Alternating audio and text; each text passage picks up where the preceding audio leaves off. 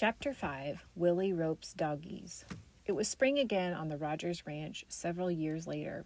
10-year-old Willie had come home from boarding school for a week of vacation. The very next day after Willie got home, Papa told him to saddle up first thing and be ready to leave the house at 6 o'clock. But he wouldn't say why. He was very mysterious about it. "Where are we going?" Willie kept asking as they rode along. "Willie, I promised your mother to keep you away from the house all day," said Mr. Rogers. "There's been a lot of sickness here this spring. Sally's staying with us until she gets well from typhoid fever, and your mother's been nursing both her and Maud." "I know, Papa, but where are we going?" "There's Mac Walker," said Papa. "Ask him." The little Negro boy rode up to meet them. "Hi, Mac," said Willie. "Where are we going? Do you know?" "Sure I do," said Mac, looking very important. "You and I are going to rope some calves today, Willie." "Are we really?" Papa asked Willie. "Can we really help?" "That's right," said Mr. Rogers. Willie was excited. At last, a chance to work with the cowboys. This was going to be real work, honest to goodness calf roping. It wouldn't be any fooling around with a lasso. Willie hoped he could do his part. He thought about Dan had taught him. He was determined to show Papa what he could do. They all galloped out to a big corral the cowboys had put up. As they rode, Willie could see the cattle milling about. There were lots of cows with calves by their sides, new calves just born that year. Several cowboys were riding around keeping the cattle together. Willie galloped right in and joined them. Dan Walker was building a fire and getting his branding irons ready. Barney called out, "Got some new hands for us, Mr. Rogers?" "Just a couple of green ones," said Papa. "I want to see if they're worth their salt." Willie patted Robin on the neck. "Come on now, old girl," he said. "Remember what I've told you." Robin laid back her ears and pranced. Mr. Rogers dismounted and walked over to see if Dan was ready. He called to Willie and Mac. "Get down, boys. Get your ropes ready." Willie galloped up to the fire. "Oh, Papa, you mean we've got to rope 'em from the ground?" he asked. "Can't I cut out and rope from the saddle? Why, I've trained Robin to be a real cow pony." "Maybe next time," said Papa, "but come on now, look lively." Willie and Mac tied their horses. They got their ropes ready, and Willie disappointed about not riding, but he was eager to learn with his lasso anyway. "I think we'll run these doggies first," said Barney. There were half a dozen calves, which had been separated from their mothers somehow in the roundup. The cowpunchers started to group the doggies together. "Ready, Dan?" asked Mr. Rogers. "Irons are good and hot," said Dan. "All right, boys, cut 'em out for Willie," called Mr. Rogers. "Go get 'em, Willie. Mac, you get ready to help." One of the cowboys picked up a doggie calf. He spoke to his horse and guided him toward the calf as he picked it up. With the skill of long practice, the pony headed the calf away from the rest, and the calf saw what was happening. It tried to dodge and hide among the other calves, but the cowboy and his pony quickly headed it off and drove it toward Willie and Mac. "Now's the time," thought Willie. He swung his loop and let fly. Sure and true, it fell over the calf's shoulders. The calf bawled and started away at a trot, but Willie was ready. When his lasso pulled tight, he was braced, and with a mighty pull on the rope, he threw the calf to the ground. "Got him!" shouted Willie. He was excited. He had roped his calf the very first try. He and Mac rushed up to the calf. It was bawling loudly and struggled to get up, and Willie and Mac dragged it over to the fire. Dan Walker had his branding iron ready, and it was a long iron rod with iron letters fastened to one end. They spelled out Mr. Rogers' brand, J4. As soon as the boys pulled the calf close enough, Dan took the red-hot iron from the fire. Before the calf knew what was happening, Dan applied the iron firmly to the thick hide on the calf's hind leg. The calf let out a loud bawl, more from fright than pain. Willie winced a little. He knew the iron didn't hurt too much, but it bothered him to see the animal suffer at all. "All right, boys, take it away," said Papa. Quickly, Willie and Mac pulled the calves away from the fire and released it. The calf awkwardly scrambled to its feet and dashed off to join the herd. Willie watched it for a minute. It quickly stopped bawling.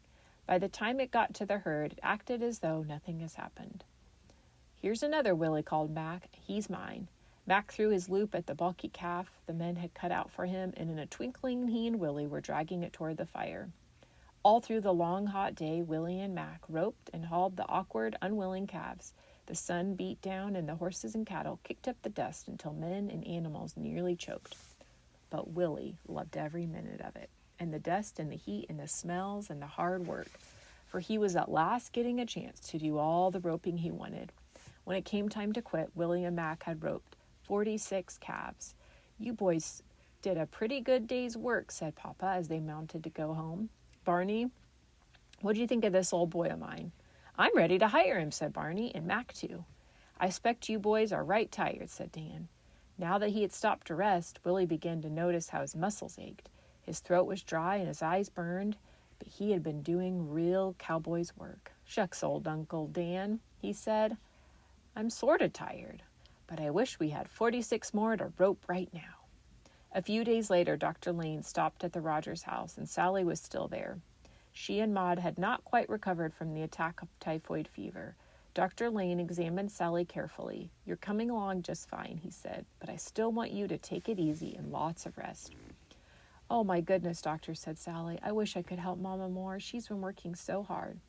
Better wait a while, said Dr. Lane. By the way, while I'm here, I believe I'll better take a look at Willie, too. And he closed his bag. Goodness knows where you'll find him. I hope he's all right. Dr. Lane went downstairs and out the front porch. Willie was there, prancing with his ropes. Hello, Willie, said the doctor. How are you? Oh, I feel all right, doctor. Well, come on over here and let me see.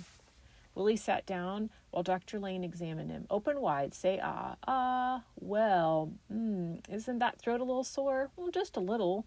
I've been swallowing a lot of the dust the other day when we were roping the calves. Papa let Mac and me help with the branding, and tomorrow... Oh, not so fast, said Dr. Lane. He was feeling Willie's forehead. I think you'll have to be quiet for a few days. But I can't, Dr. Lane. I just can't. My throat isn't that sore, honest. I've got to do some more roping tomorrow. Dr. Lane smiled, but he shook his head. You'll have to put it off, Willie. It looks to me as though you're going to have the measles. Now you'd better hike up to bed while I go and talk to your mother.